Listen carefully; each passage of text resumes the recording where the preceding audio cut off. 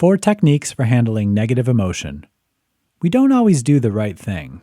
We eat too much, we stay out too late, we make mistakes, break promises, and live a life that isn't always in keeping with our goals. All of this leads to negative emotions.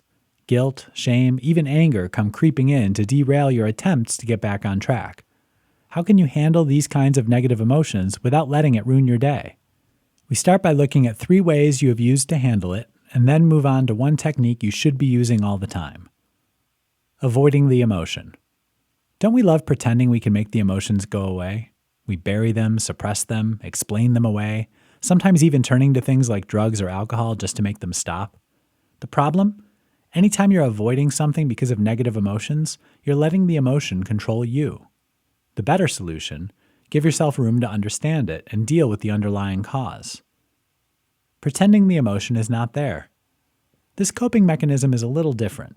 You fall into it by denying you ever felt the negative emotion in the first place.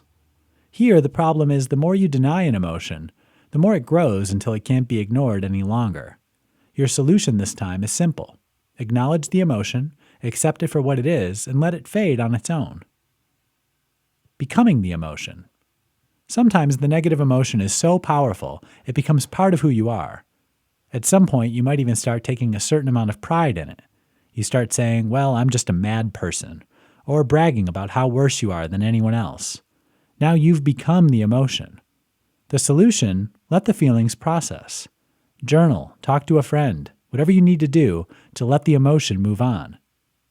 Pro tip: start encouraging positive emotions, allowing them to come in and replace the negative. Learn.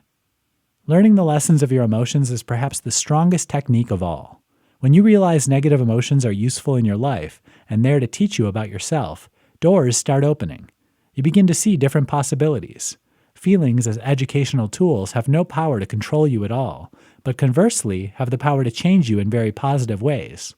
Like when you're feeling angry about injustice, and you use this anger to create positive change in the world.